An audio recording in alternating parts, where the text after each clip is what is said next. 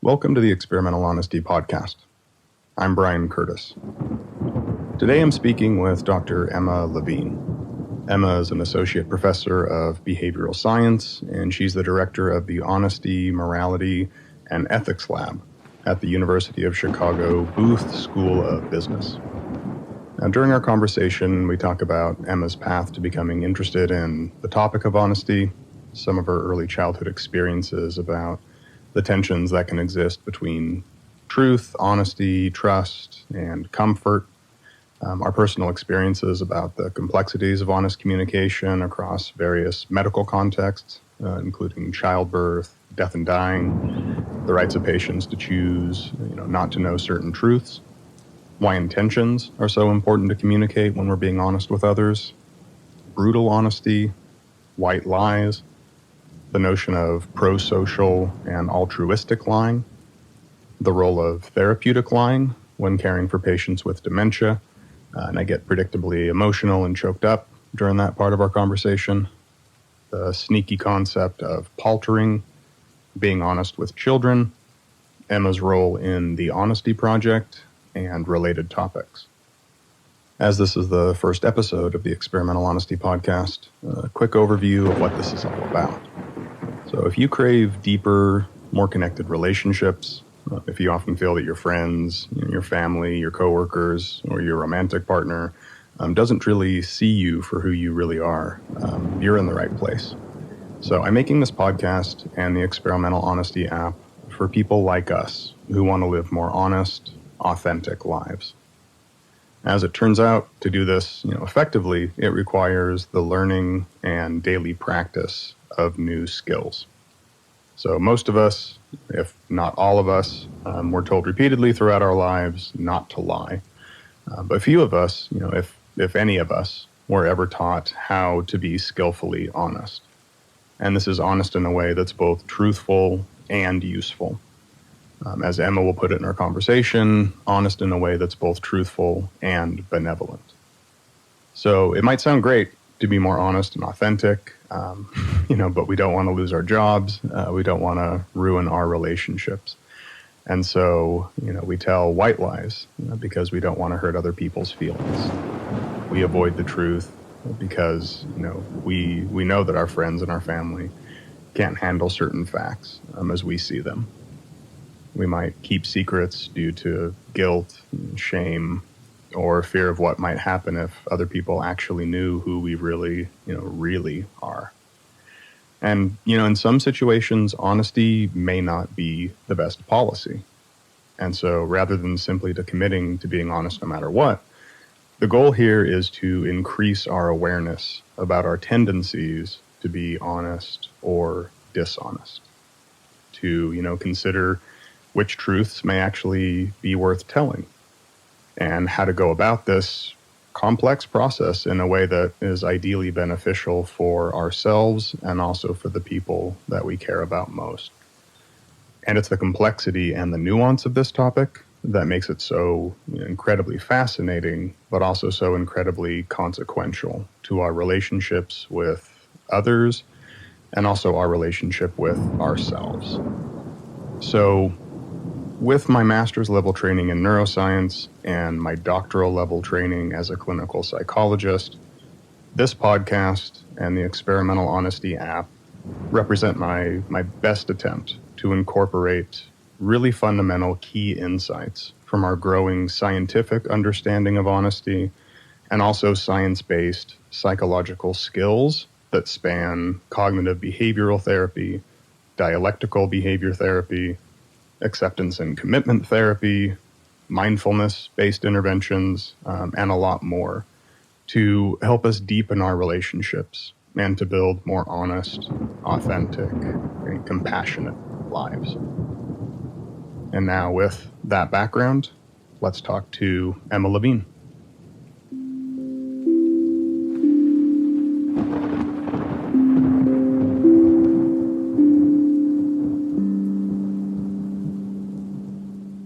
Okay. All right. I'm here with Dr. Emma Levine. So Emma, thanks so much for taking the time to chat today. Yeah, thanks for having me. Okay. So you're an associate professor of behavioral science at the University of Chicago Booth School of Business. You're also the director of the Honesty, Morality, and Ethics Lab, which is, you focus on studying the psychology of honesty, of morality, ethical dilemmas, likely, much, much more than that. And so I'm curious, with all of those interests, since I've been reading your work for a very long time, I'm really curious about kind of your path, right, that led you to where you currently are. And so was this, honesty, benevolence, decision making, was this always kind of on the menu for you, or how did you get to where you are? Yeah, no, it definitely was not a planned path. I did not, wake up as a young child and be like, I want to be an academic researcher of honesty.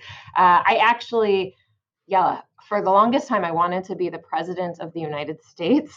And yeah, I genuinely went to college thinking like I was going to go into politics, but I got distracted along the way. Became really interested in economics and philosophy and the intersection between them just from taking classes.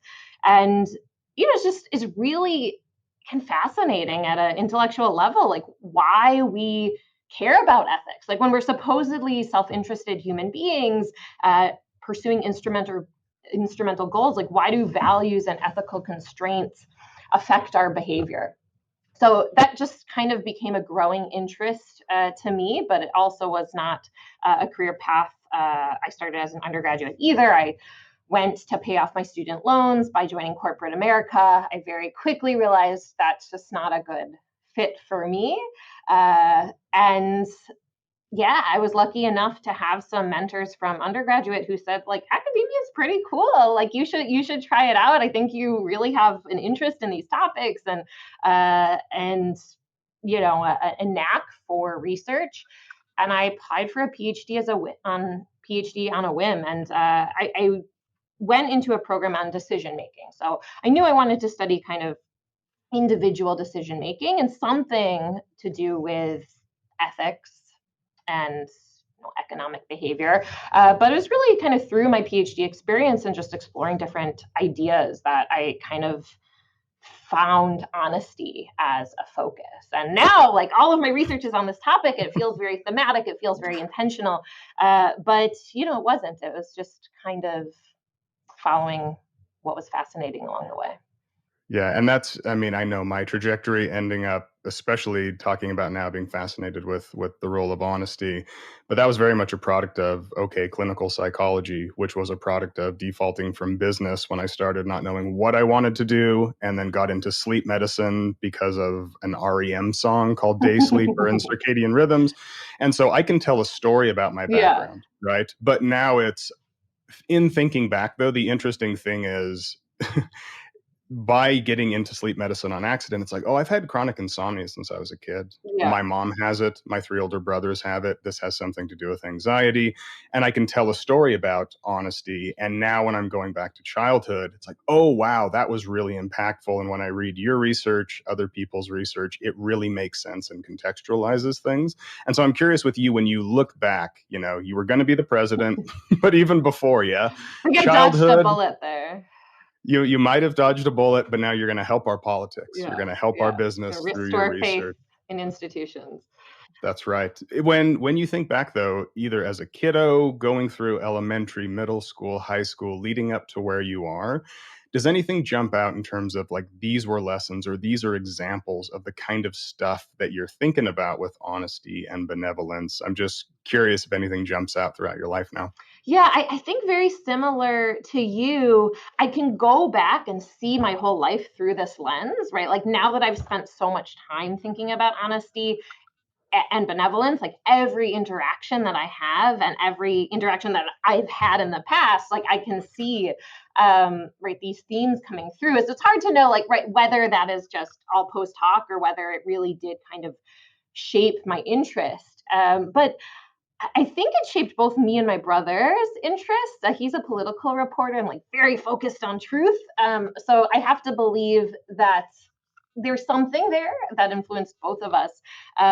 And we come from a family that was really, really loving, really kind, very supportive, but like really afraid of difficult truths. Like, Mm. really, a lot of work went into protecting my grandparents' feelings, and like trivial and substantial myths were perpetuated just to avoid conflict. And like watching my grandmother eventually, got sick, and my grandfather was this amazing creator of alternate universes of like just denial, right? We're not going to acknowledge this. We're going to do everything to act as if this isn't happening. And I think there's like a whole family history there of really focusing kind of on comfort over truth. And it wasn't in any pathological way or in any particularly dysfunctional way, but it kind of helped me realize, how different people value truth and comfort. And that actually there's nothing inherently wrong with being on one side or the other. Um, because as I like look at my family, it's not that I feel like I've been robbed of truth and honesty. I think it helped me realize that trust is built in a lot of different things. And Mm. I know my mother, for example, who I love very much. If she hears this, she will always have my best interests at heart. I trust her. I love her. Can I count on her to tell me the truth? Like, absolutely not.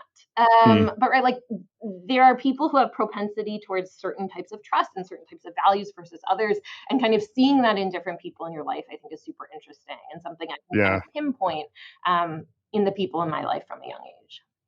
Totally. Yeah. And so that's interesting when you say that your grandmother got sick and your grandfather, maybe it was denial, maybe it was a story. But I know part of the kicker that you're on, or I'm assuming, in thinking about how do we balance things like honesty and benevolence and caring. And it's not an either or, but some of the populations you focus on are physicians, right? And diagnoses. And how do we, give it to me straight, doc? How do we be honest with patients, but in a way that is also caring? Did that factor into, I mean, that experience when you say your grandmother got sick, but it was hard to talk about it? I mean, I don't know how comfortable you are talking about these things, but is that part of either why you're interested in this, or now having that lens, you can really view that situation as, wow, maybe another path of being able to be honest but also compassionate might have been more useful maybe for the family. I don't know if you've thought about that with your own past. Yeah, I mean, not only my own past, but also, my present. I've had two kids since I started this body of research, and my son, we found out had medical issues while he was still in utero, and it was like very scary trying to figure out, what to do, and really, and I also had a difficult pregnancy, and just medical communication is so complicated, and in Yeah. many ways problematic. I constantly felt that doctors were really trying hard to avoid saying something wrong.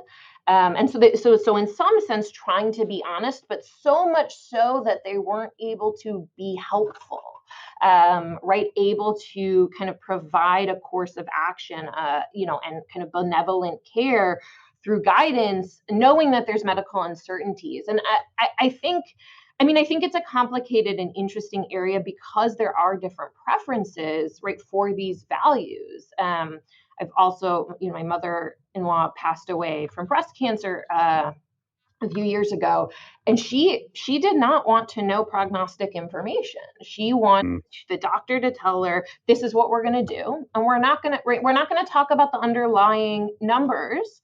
And she has every right to have that preference, right? Some patients very much just want a hopeful path forward. Some people want the truth. And so again, this is this complicated space where we, as care providers, whether it's in relationships or professionally as physicians, should be exercising great care to figure out, what do people want. That is, I think, the greatest form of benevolence, which is providing honesty to the people who are ready to listen to it, and letting people who aren't, have that gift. Yeah. And so that role of autonomy too, Yeah. right? And this is part of the reason I love your research so much, is because it's not this either or. We're not just focused on lying or deception or the opposite of that. We're just going to be honest no matter what. That's what we're going to do. The nuance of this might not be for everybody. And if we're going to tell somebody, it really matters how we tell them. What are our goals? What are our values? What are we trying to communicate? And then the challenge is how to most skillfully do that. And so your story, with your son, our oldest Ira, he was in the NICU for, a week, and it was, we had this whole planned hippie water birth, and it ended up being an emergency C-section. But during that week, the nurses and the NICU docs, like, they had the best intentions, I'm sure of it, but their communication to us is he's just really sick. Like, Megan's a hospice nurse. Okay. She had specific questions. I had specific questions, and that's all they would tell us. Like, we didn't know, is he dying? We eventually had to ask them, is he going to die? And they're like, oh no, nothing like that.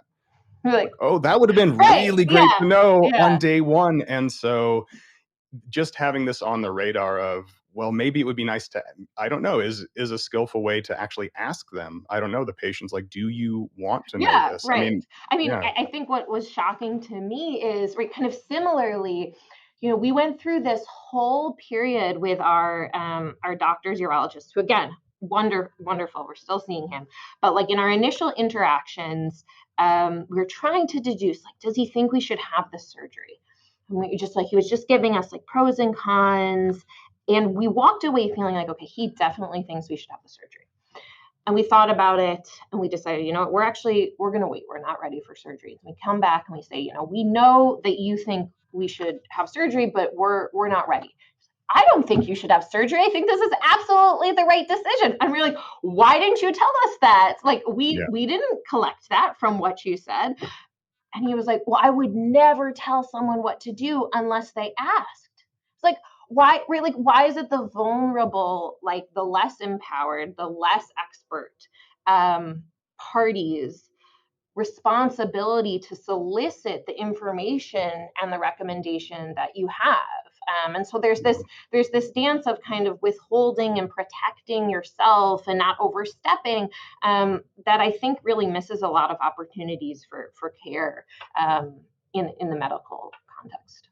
Yeah, absolutely. And so, that whole role of we don't necessarily need to wait for people to read our minds. Like, it can be so useful just to be able to be intentional and upfront. But in your work, that balance between, is it momentary potential discomfort to be able to have that conversation?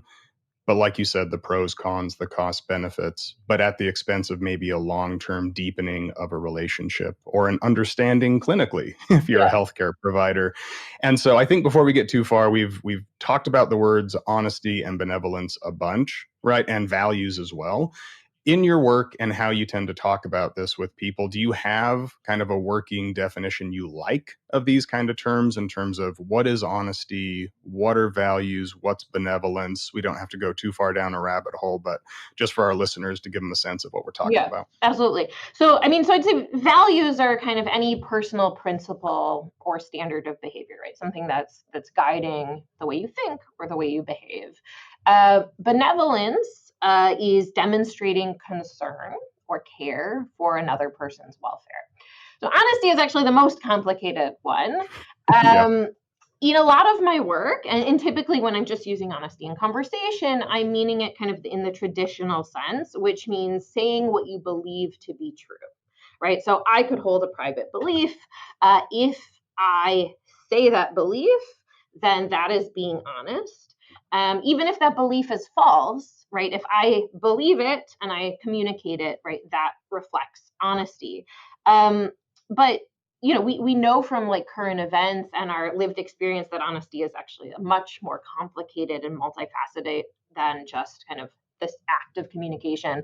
So me and some colleagues are actually doing work right now to kind of develop a broader model of honesty. Conceptualizing it is not just the act of speaking your beliefs, but also seeking out truthful information, right? So you have a responsibility, if you want to be an honest person, to verify and make sure your underlying beliefs are truthful, right? Searching for information, fact checking yourself, looking at competing views, right? Forming accurate beliefs, that's intellectual honesty. Then speaking them truthfully, that's belief speaking. And then fostering understanding in others. And that's also a kind of a part of honesty that is often missing from the academic literature and kind of how we think about it in every day, right? If you just but to go back to the medical examples, right, there's nothing dishonest about saying the costs and benefits of a surgery. But if your patient walks away not understand, like having the wrong understanding because of something you didn't say, you didn't try to foster understanding in them, that's still a failure of full honesty. So, I would say my updated view of honesty is that it's seeking out truth, speaking truth, and fostering that truthful understanding in others. But I'll be clear that I often use the word kind of in a more narrow way as well. Yeah, so that's different, right? So, and that's what, again, that's often missing is we tend to, honesty is one of those words where it's almost, I tend to talk about like alive and dead people definitions of words. And so like a dead person goal in therapy, let's say if they want to stop, or like alcohol is a problem. Well, their goal is, well, I want to stop drinking. It's like, okay, well, if you were on a desert island or if you were dead, that's a dead person's goal. You can stop drinking, right? But so what do you then want to do? Or what is the function of alcohol? What is that serving? What can we then do that's active and you're alive? And honesty is one of those terms where it's almost like, well, it's not lying. Okay. It's not stealing too. All right. It's not cheating. Totally. Like, but if you were dead, you wouldn't do those things either. And so what is it? And so that updated, it's not just speaking truth, but it's maybe fact checking ourselves. How confident are we? And then that part of fostering it in others, how do you, I don't know, that's new to me. How do you go about approaching, or how are you thinking about doing that? Because I'm also thinking, what if the other person maybe doesn't value honesty that much? They have other values and things like white lies. Those are just harmless, right? We've been taught that a lot. Have you, I mean, I don't know, what do you think about all that? Yeah, so I mean, there's kind of two separate questions that I think you're touching on. So one is, right, how would we foster understanding in someone who presumably wants it? So let's say, in the feedback context, right, someone actually wants an accurate understanding of their prognosis or what's going to happen to their child or how well they're doing at work. And so, right, as a communicator, your job is not to just say, right, you're performing okay, right? So let's say like workplace feedback, right? Like that's truthful, like in your subjective opinion, like they're all right. But like that doesn't foster an understanding of how they compare to others, what they need to do to improve, what the issues are, right? So right, to foster understanding would be more an obligation beyond just right saying a simple statement, and instead, right, like asking questions. Do you understand, right, what you need from this information to act on it, right, to actually make use of the information, which I think goes back to some of your language of very useful, truthful. Then I think you also touched on, well, what if someone else has other values and they don't really want to understand the truth? And that's, I think, a different question that honestly, right, that I've addressed in some of my work, but not brought into this three-part framework. I would say if the person you're talking to does not want the truth, then I don't personally think, right, like it's your obligation to make them, right, to make them see that, right? You can't foster understanding in someone who doesn't want to understand. And so I'd say that's a different set of challenges that that I and others should really look at more. Yeah, and I'm kind of putting myself in the position of a listener. And when we talk about truth, or the capital T truth, you already mentioned this earlier, but I think it's worth underlining, which is we can be honest and we can be truthful, meaning we're actually telling you what we believe to be the case. Like, based on what I know, this is what I believe to be true, and I'm being honest about that. But we can totally be wrong. Yeah. Right? We can be completely truthful and honest.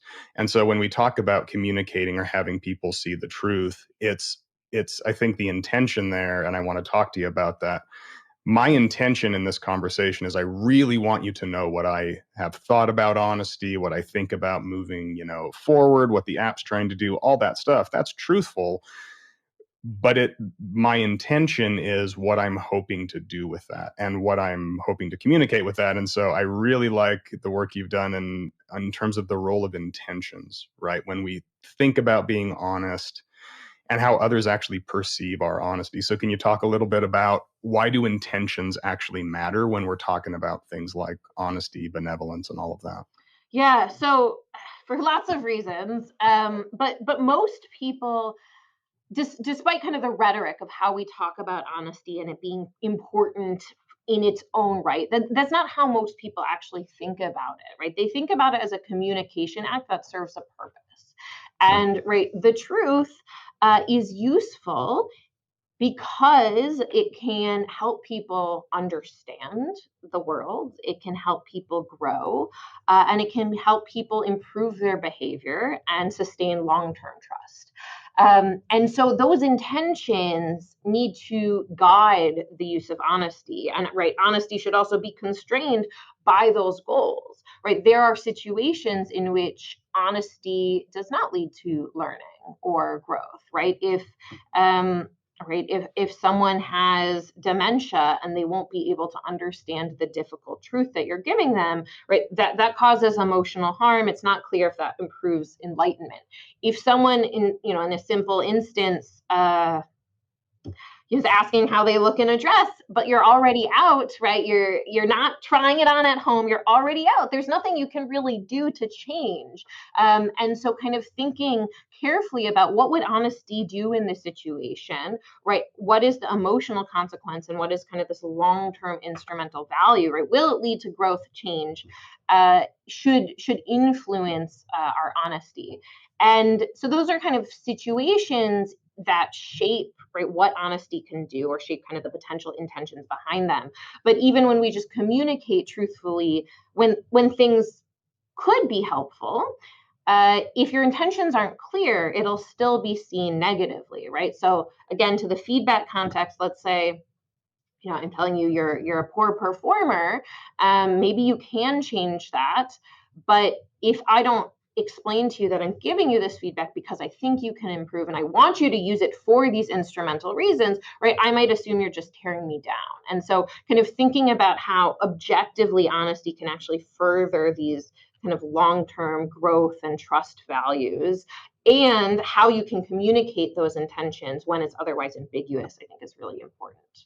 Yeah. And do you have thoughts on, so this is all very, very complicated. And I know a lot of the work I do clinically as a clinical psychologist, I tend to work with people who tend to have a difficult time with really intense emotions, okay, regulating them, tolerating them in the moment.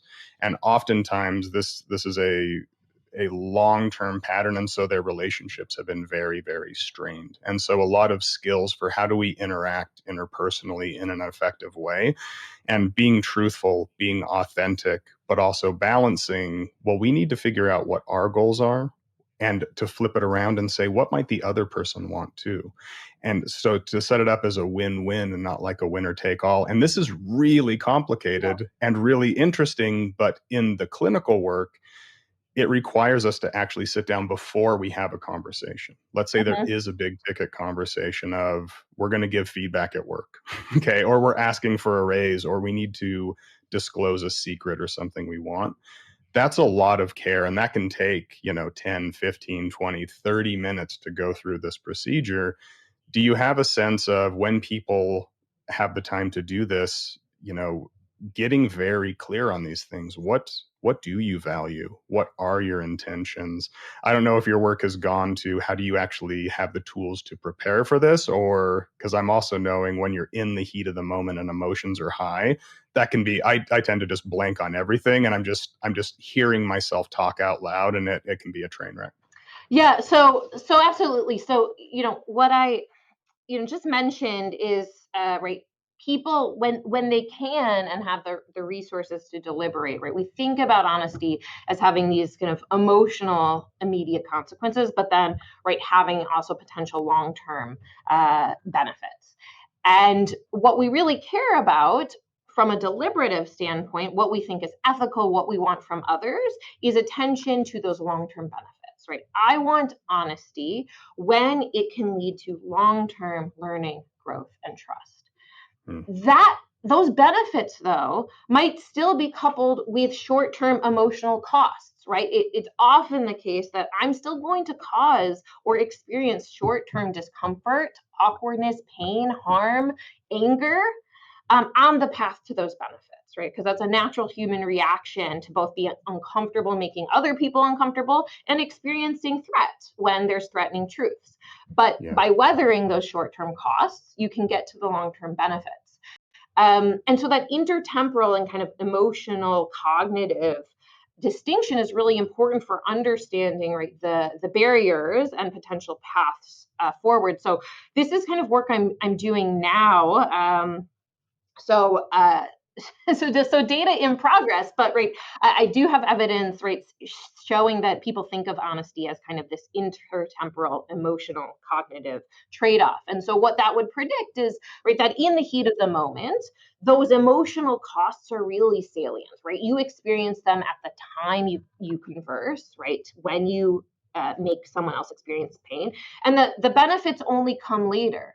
So, right, unless you take yourself out of the heat of the moment and reflect on the benefits, that's the only way to kind of coax yourself into having these difficult conversations. And so, we're planning interventions right now where you kind of, exactly as you said, you pre-commit or you plan the conversation in advance, write it out, you take the affect out of it. You still might experience that affect in the moment, but because you've planned it out, you're able to overcome, right, the immediate cost to get to the long-term benefits. If we rely on just like walking into people and sharing our thoughts, we will we'll just hold on to what is accessible in our minds, which are those, right, immediate emotional costs.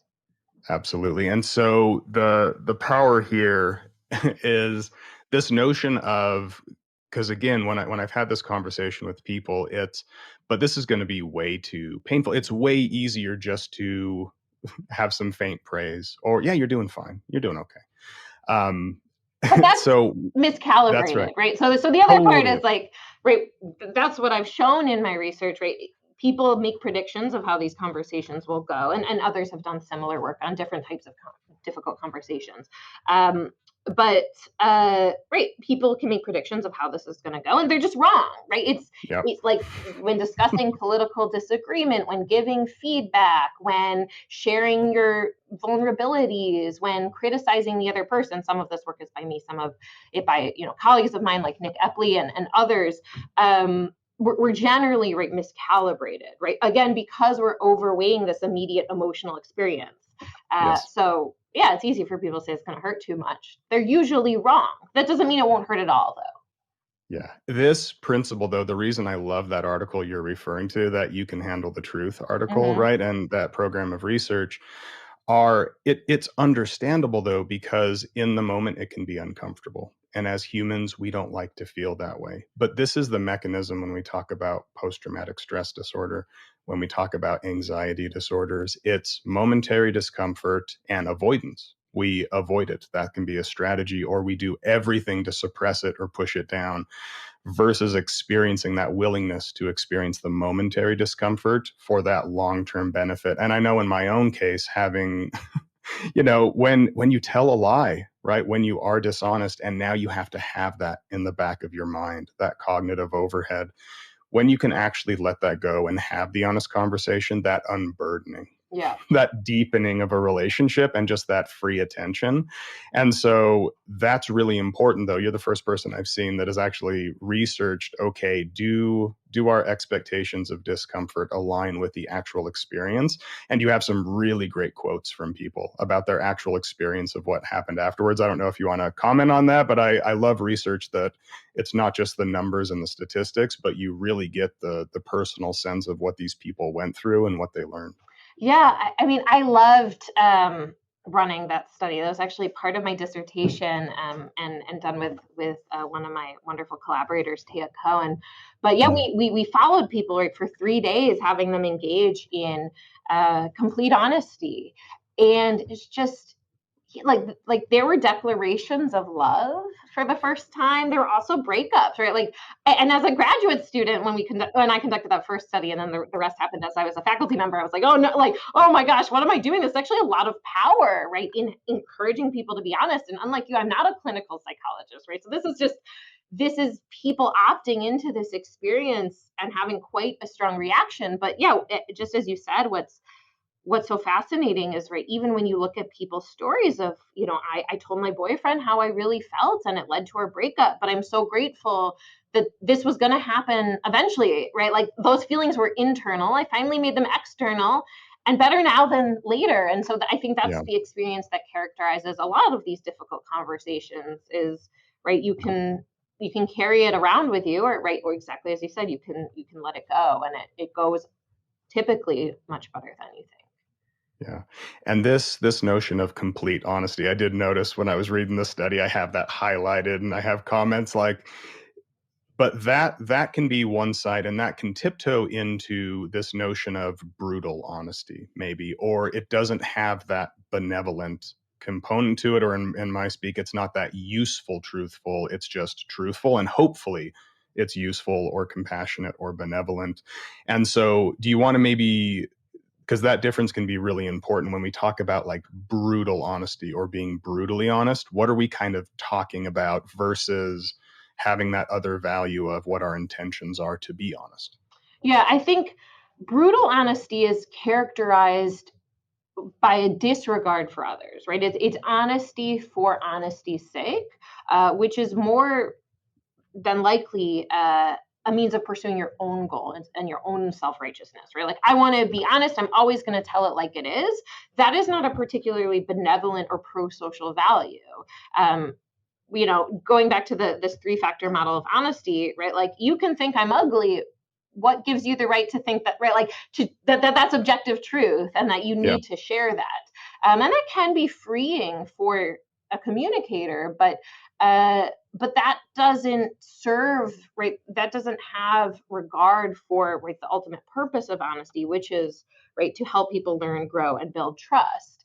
And I think there are advocates of kind of complete or radical candor, brutal honesty, and I think, right, it's really important to temper that with a recognition that honesty is relational, right? The goal is not to just make your own thoughts known. The goal is to help people understand in ways that can benefit them. Or yeah, Yeah, no, I'd say absolutely. again, right? Like, I feel like I veered a little normative there. Most people believe this to be true, right? So Yeah. ethically, morally speaking, we could have different beliefs about what really truly is the goal of honesty, but most people believe that should be, right, furthering understanding and growth in others. That's right. And when I've had people, when they know, or when I talk about, hey, we're building an app, I'm going to be talking to these experts I've been reading for years, and they're like, oh yeah, I love honesty. I've been doing this for years and years. I'm like, oh, how's that going? They're like, oh, I just, you find out they don't have very many friends, Right, and their yeah. family members haven't really talked to them for a few years, but that's on them because, hey, the quote I sometimes feel like, they just can't handle my truth, Yeah. right? They can't handle honesty.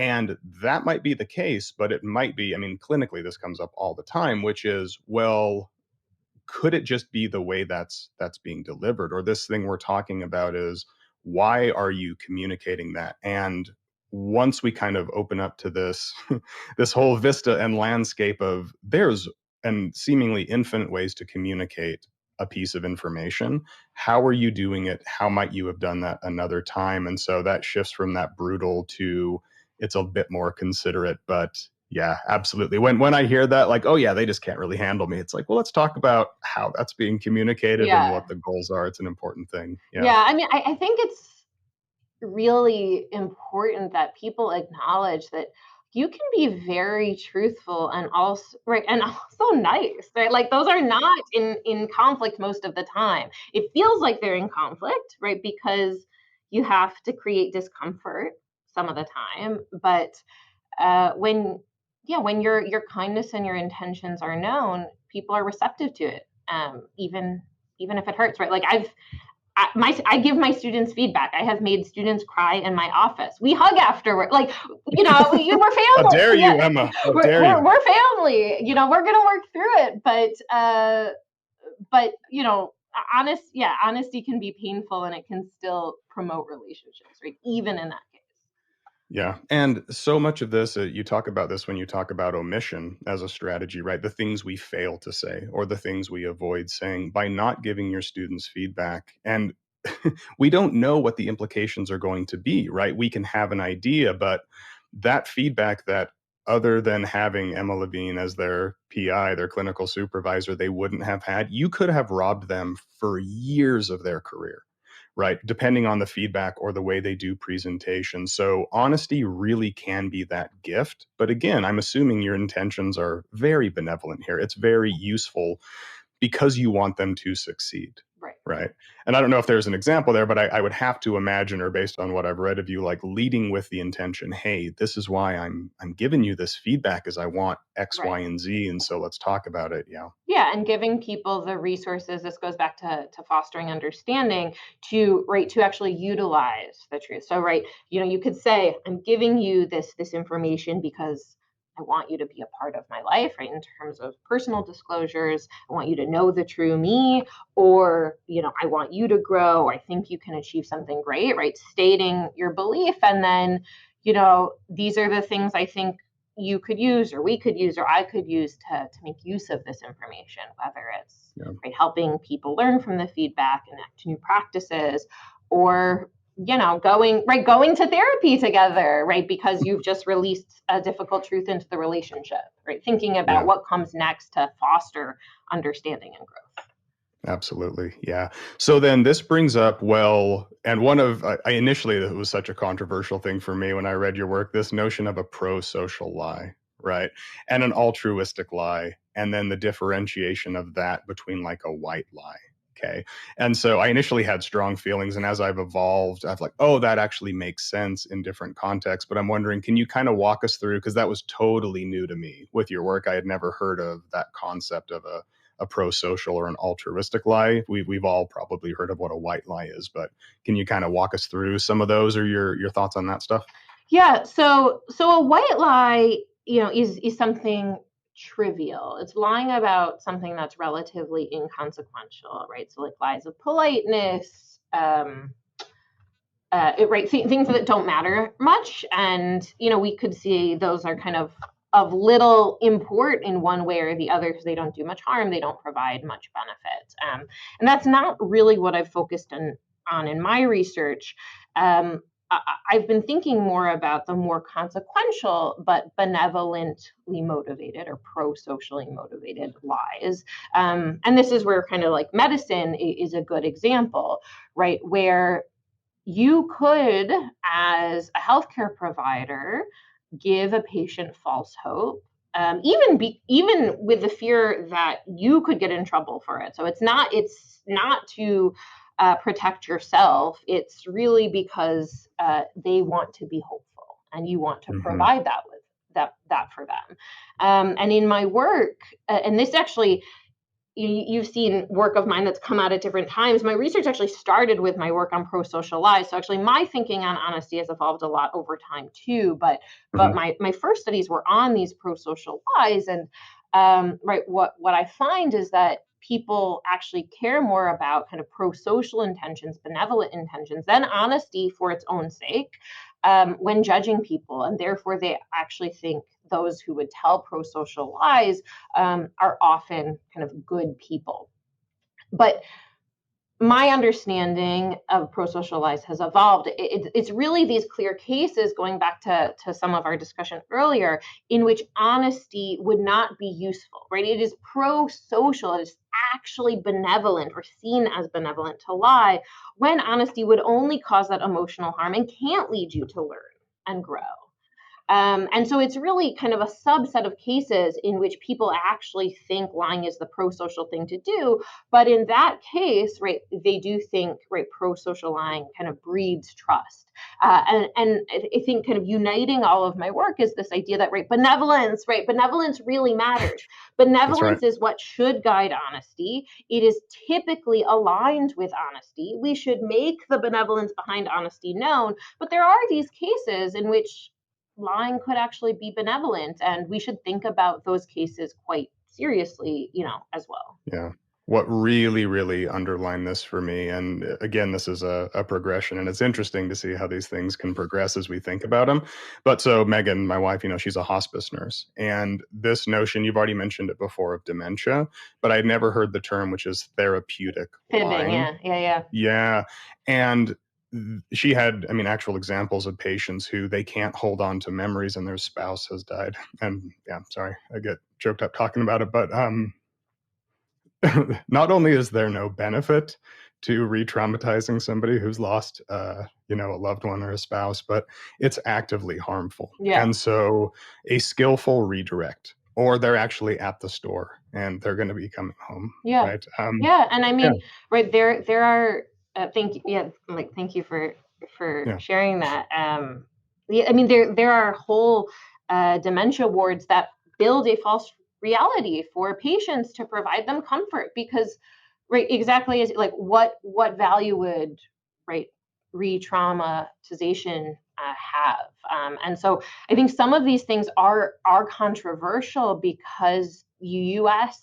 and like the West is very, very focused on honesty, both kind of professionally and in our kind of moral rhetoric. But there are cases where, right, even professionals recognize the role, the therapeutic role of comfort over truth, and certainly in other cultures, right, this differs as well.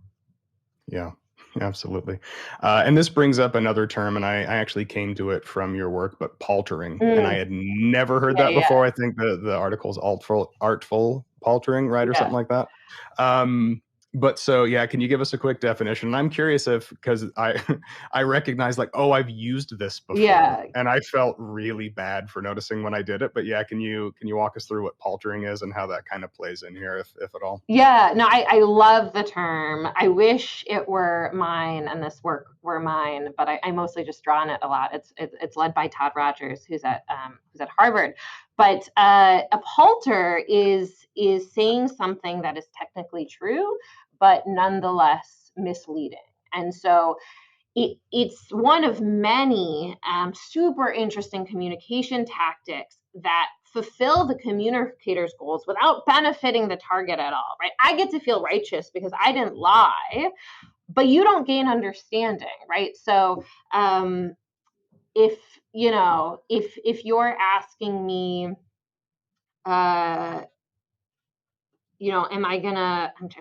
It's hard to come up with I know an example it's hard on the fly for sure. But right, like if you ask me a question and I technically answer it truthfully, but you walk away with the wrong understanding, that right, and I've intentionally done that, right? That's a palter, and this tactic is partly what inspired us to develop this 3-factor framework, because it is belief speaking. It is saying what you believe to be true. There's nothing, you're not lying, but you're definitely failing to be honest because they are walking away with the wrong impression, and you know that. And so I think, right, there's a lot of different kind of equivocation tactics we have, and dodging and omission, that all have the same effect, that like, oh, I didn't lie, I didn't do anything wrong, I've escaped responsibility. But right, that doesn't fulfill the value of honesty. And if you come to that fundamental intention, it's very likely to be misleading. Yeah. You don't want them to actually know what you believe to be the case. And my example was like with Megan early in our marriage, like, how much have you had to drink? And I was like, I've had a glass. We had huge wine glasses, and that was truthful. I had a glass. I knew exactly what I was doing. Is I wanted to mislead because my anxiety, my insomnia, all of this, I used that as a tool, which come to find out through becoming a therapist, there's other tools and things you can use besides that. But when I read that article, I was like, oh, that's the one glass of wine, right? That's technically it can be true, but the intention there was to deceive. Right. Whereas if I would have said, yeah, I had this much, I should probably be done. Yeah. Right. That kind of thing. Yeah, that's right. And so when we think about these tools, and you've mentioned a few of them, right? We can state our intentions up front. We also want to provide some resources so that people can do something, with the benevolent, honest communication we've had.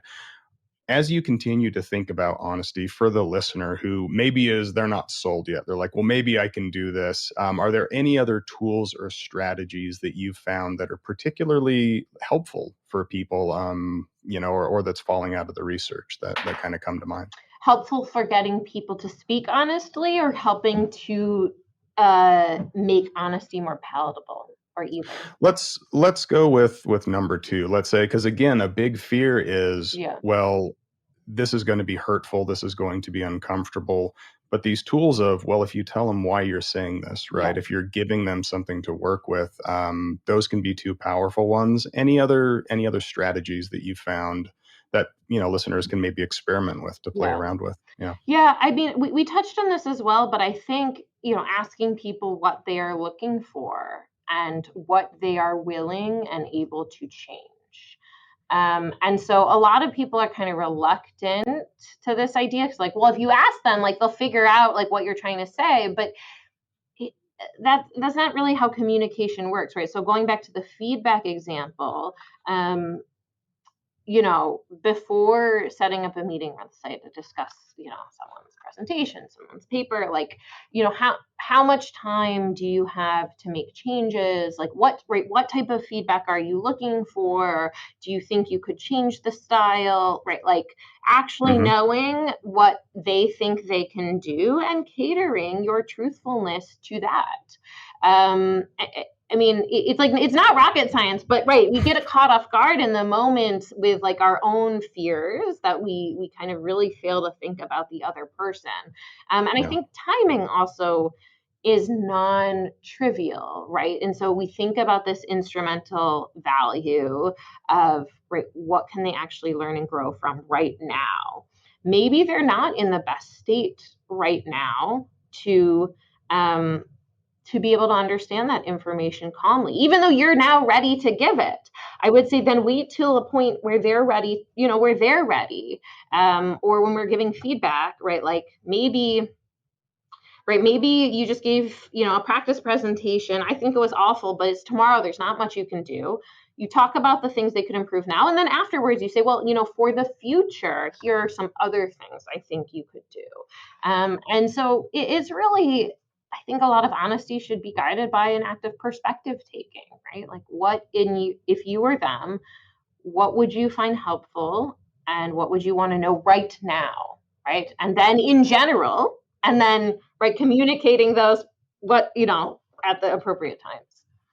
That shift, though, that is the shift from brutal honesty to something that's actually going to be helpful. And it requires that 180-degree switch of what would they likely benefit from, what might be, rewarding or useful, and then having that be part of the intention for sure.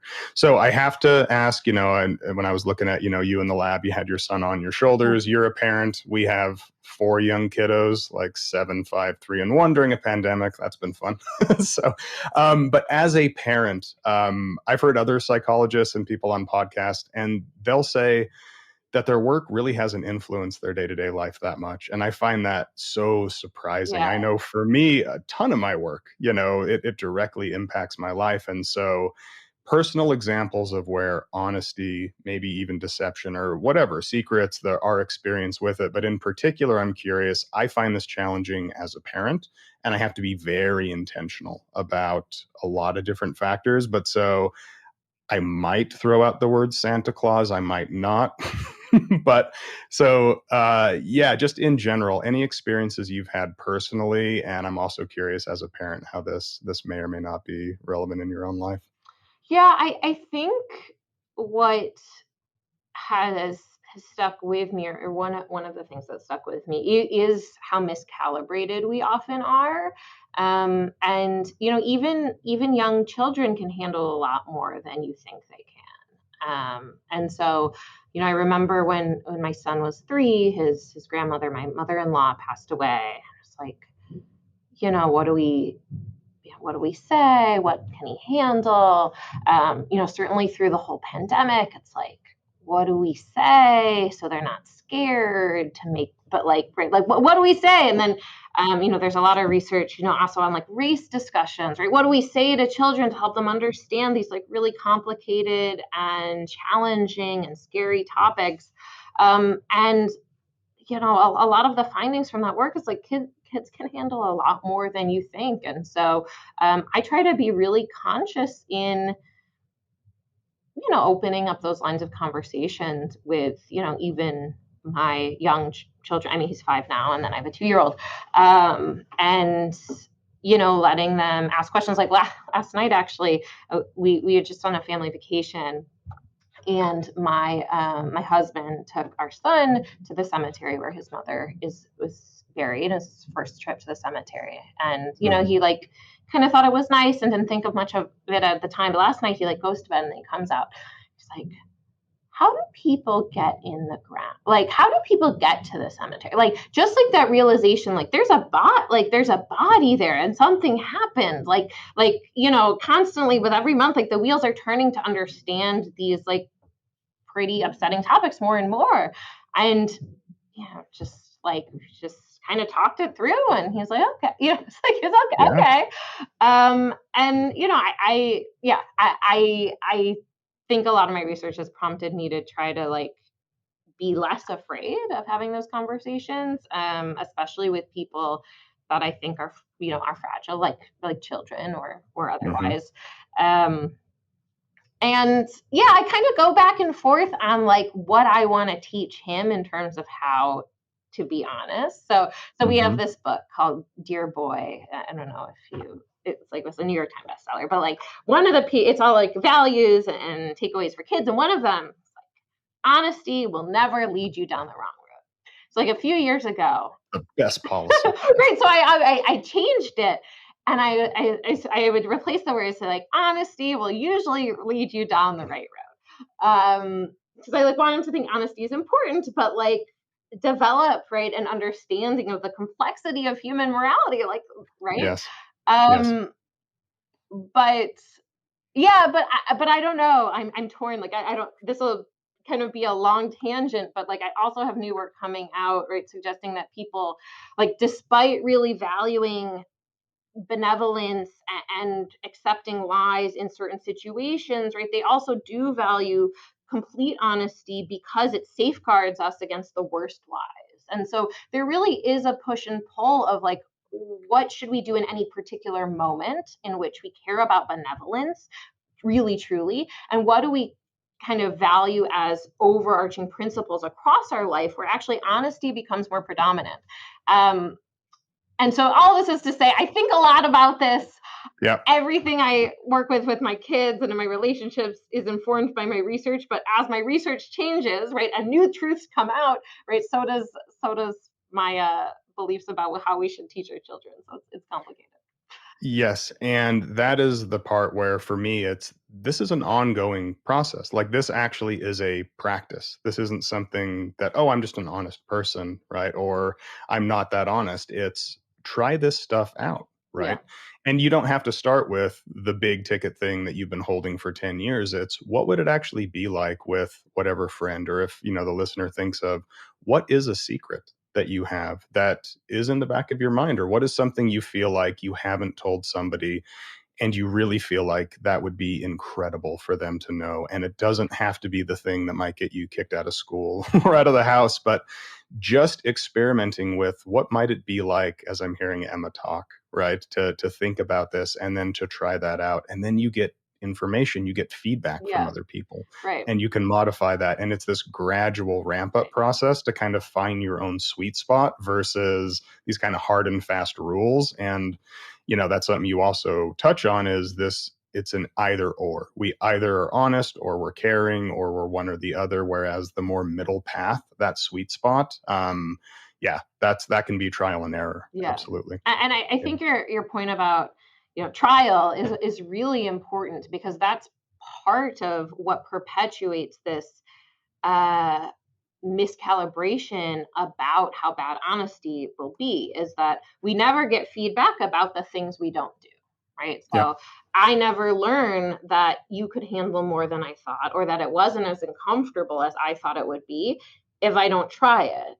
And so I think it's just really wise to push a little bit in this direction, because the more, right, you get the feedback that it's better than you thought, the more you're able to embrace it. Yeah, absolutely. And there's this part two of honesty where I find myself defaulting to, as I've been more sensitive to this, I just have an answer pop up to any question somebody asks me. I know nothing about quantum physics, but if you ask me about the multiverse, my inclination is to answer that question versus the truthful answer is, I have no idea. Yeah. Right? That is my actual belief. And I really find, you talk about politics, you talk about anything consequential, masks, coronavirus, vaccines, whatever hot button issue. I don't know if it's come up in your work, but the actual power of being able to be honest with yourself and admit when you don't know. And that's total. Not only is that okay, that then can open up avenues of, maybe I want to look into that. I guess that's that fact finding Yeah. new component you have about being able to seek out the truth and to find what are the sources. And yeah, I don't know if that's come up for you, but I've really recognized that impulse, and I try my best. Like, I have no idea. I don't know. What is it? Educate me, right? Yeah. I mean, I think, as you said, that is part of, right, the intellectual honesty is, right, both looking to inform your beliefs and recognizing and be willing to admit what you don't know. Yeah. And so one thing that really strikes me, and I know other people have written about it too, who have even written books about their own experiences trying this out, like experimenting with Yeah. honesty, is there's a shocking absence of work on honesty. We have mountains of work, it seems like, on lying and deception, lie detector testing, fMRI scans. Do you have a sense of why this has been? I know Christian Miller's written a lot about why this is like a neglected virtue, as he frames it, but do you have a sense of why this is? It only seems like now there's this resurgence that we can talk about with the Honesty Project and other researchers, but why has honesty been so neglected? What's your experience with all of that? Yeah, I mean, I think in some sense, honesty has been neglected, but at least in kind of my field of research and judgment and decision making and behavioral ethics, I wouldn't say it's neglected as much as it's been studied very narrowly, right, as the absence or the opposite of lying. So it's not that people haven't been talking about honesty, that honesty is important and that, right, corruption and scandals are occurring as a result of a lack of honesty. But it's that it's been studied and conceptualized in this very narrow way that's like you either lie or you tell the truth. And so not lying is being honest. And I think part of the explosion of research on kind of the lying part, just lying versus truth, is that that's easy to study, right? So, and I've done this in lots of my work too. You can study that in a lab with, like, people flip a coin and they report the truth or they don't report the truth, and you can abstract away social context and you can run lots and lots of studies to figure out, like, why people lie, why they don't lie, why it's uncomfortable to lie, and, like, the opposite of lying there is truth telling. But it's much more nuanced, as we've been talking about, and this is part of the push of this 3-factor framework, which is also part of work by the Honesty Project. And Taya Cohen and Will Fleeson and Benny Cooper and Elizabeth Huppert, those are the co-authors on the piece. Is right that honesty, right, is social communication. We're missing a lot of what it means to be honest by studying it in the laboratory as the opposite of lying, right? We're missing intellectual honesty and how we search for truth, how we form our beliefs, and we missing how we actually communicate. What are the communication acts and what is the follow-up and what is the reaction? We've missed the social part. And so I think that's where I hope the field continues to go. And it also brings in a lot more different areas of research, right, on communication, social psychology, and other fields. Yeah, absolutely. That piece, though, of just, it's the opposite of lying. We never talk about, well, there's tools here, like there's skills for more or less benevolent, more or less useful ways to do this. And so I've really appreciated your work. And like you've said, the early work on prosocial lying, a lot of this is monetary games, a sender-receiver game. But then you then taking it and translating it to, what would this be like if people are doing this in the real world? We're kind of taking it from the lab out to real life. Do you have thoughts about where you see that kind of research going? Because there's a fundamental, it's not a contradiction, but it's just interesting when you talk about, when studying lying or honesty, we're relying on people to be honest about being honest or to not lie about lying. And so in terms of translating this to everyday practical life and tools that people can walk away from, where do you kind of see this heading, or is your work heading more towards that real world, real life application of this work?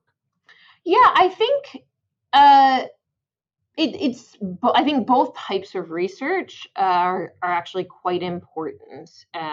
So I started primarily in the lab, and these laboratory games actually are really useful for understanding. It's like, what is the very, very basic experience if we boil this phenomenon down to its simplest components. So, do I experience discomfort when I simply say something that is not true, right? It has no meaning, it has no instrumental value, but what is the consequence? How do we judge others? How do we experience it when we just say something that's not true?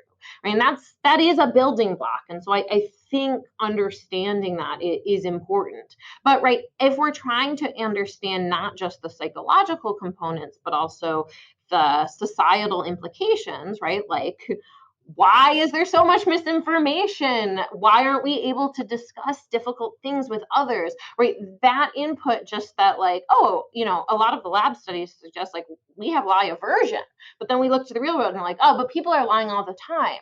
And you have to understand, what are the social dynamics that change that discomfort into something we're doing so frequently. And so I think both types of research are important. I do think I'll continue to push into the real world, but I'll always do some stuff in the lab, because it's fun and interesting as well. Yeah. And I'm realizing the real world can have a judgy connotation of, it's basically like the basic science to the applied science. Like, we have these fundamental findings, and now what does that suggest that we can carry forward to start experimenting and trying out with these relationships we have, friendships, romantic relationships, as parents, as, you name it. That's where this is heading. So in the time we have, I mean, I know I'm leaving out so much here, but are there things that you're really excited about, things that are upcoming that we haven't talked about, but that you think for the listener it would be really useful, or you're just amped up about it, that you think is exciting, where your work and things are heading? Yeah, so I I don't know how much this will apply to the regular listener, but I mean, I'm really excited to continue and to try to explore how honesty is considered in kind of public communication, right? Both in politics and public health and other forms of a kind of public speaking, because a lot of what we've talked about today and a lot of what I've researched so far is thinking about, right, how can I tailor my communication to one person, right, the audience, the target's interests and what they want. And although it's challenging, and we certainly don't get it right most of the time in our simple, like, social relationships, it's doable, right? You can get to know someone really well. You can ask them what they want. You can communicate with them. You can build a relationship. And as we, like, fan out and we're talking to lots of people, we're now trying to make these very complicated judgments about, right, what is the average, like, think about pandemic communication, right? What is the average person going to do if they know there's going to be a mask shortage? And we're trying to make all these predictions about how to communicate difficult news to a massive audience that might have varying different beliefs about what is true, about varying beliefs of emotional reactions, varying values. And a lot of that communication can and does go haywire. And I think there's a huge opportunity to try to understand that better as well, and just better understand the tools to improve honesty when talking to groups and talking to the public. Because I have new data from elected officials, and a lot of the source of dishonesty are similar to what we see in social relationships. I mean, there's obviously a lot of corruption and fraud in plenty of professions, including politics, and that is part of it as well. But many kind of public communication failures are also driven by this desire to kind of help people and not create panic and not create bad outcomes in the short term, while forgetting, like, how damaging dishonesty is for long-term public trust. And so I'm really excited to kind of scale up in that direction in the future. Yeah, it's so important, and yeah, I'll look forward to that, and that'll be incredible. So before we wrap up, then, can you tell us a little bit about? Well, I mean, before maybe how listeners can find you. I was excited to see you on the list of people with the Honesty Project moving forward, and so would that be useful just to let people know who aren't aware, like what that is, what the kind of focus is, or let's just say even it can be not even, but what your role is with that project and where it's kind of moving. Yeah, sure. So the Honesty Project is a Templeton funded kind of large grant for people doing research on honesty. I'm not one of the leaders. I'm one of the kind of recipients of funding, but it's a big push across philosophy and psychology, right, to spur more research and more interdisciplinary conversations on this topic. And so that's how some of my work right now is being done. And yeah, I'm as excited as you are to just be part of this community and learn from it as well. Great, cool. Well, then, for the interested listener, can you tell us a little bit about how we can find out, more about you, your work, any resources that you feel would be particularly useful or that you've found beneficial before we kind of wrap up for today? Yeah, so you are welcome to look on my website or Google Emma Levine Chicago booth. I'm also always happy to kind of take inquiries, and my papers are openly available without a paywall if you click through my website. I'm trying to think of what resources. There's so many. I mean, I have to think about, like, there's so many different books I could. I mean, I'd say like my favorite book on deception is still Cicely Bach's Lying in Public and Private Life. I think, right, this is like a classic philosophy book that just walks through all of these interesting examples and really provides some criteria for thinking through the ethics of honesty and lying, and was the inspiration actually for a lot of my empirical research, which is like, that's normative, that's philosophy, and we can test, right, how everyday people think about some of these, which is always fun. Totally. And I would point people, the catalyst for me was actually another book titled Lying, but it's Sam Harris, the neuroscientist. And he just focuses on white lies. Like, that's the center of the bullseye. Is it ever ethical to tell that? And that nuance just in there, I had taken for granted that that's just part of what you do as a kind human, is to say, no, you look great, right? Or no, this is really delicious. But the long-term consequences of that, and then he opened the door to, that Cicely, her that classic Lying, that opened up all the doors, and then to Kant, and then it led me to you and this conversation. And so I just want to thank you so much, Emma, for all of your incredible work, for being generous and taking the time today. And yeah, hopefully it's the start. And just let me know however I can be of any help, moving forward. And yeah, I'd say to be continued. Yeah, thank you. This was really fun.